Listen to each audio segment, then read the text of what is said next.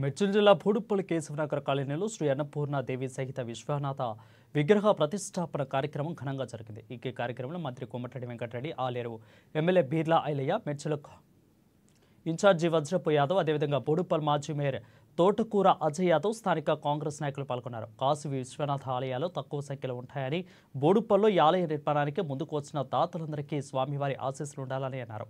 ఎన్నో ఏళ్లుగా పూర్తికాని గట్కేసరపై ఫ్లైఓవర్ పనులు కూడా ప్రారంభించినట్లు ఈ సందర్భంగా ఆయన తెలిపారు.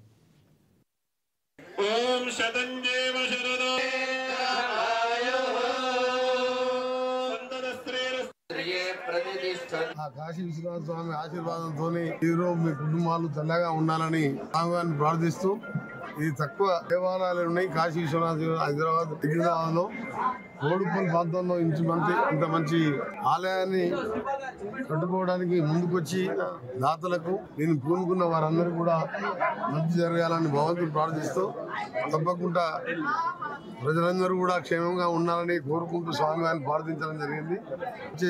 18 మాసాలలో ఎప్పటికెళ్ళో ఆగిపోయిన మీ ఫ్లైఓవర్ కూడా పూర్తి అవుతుంది. దానికి ఇప్పుడే పనులు కూడా మొదలు పెట్టడం జరిగింది. దాంతో పాటు పేదలకు హైదరాబాద్ లో ఇల్లు కట్టక 10 సంవత్సరాలు అయిపోయింది.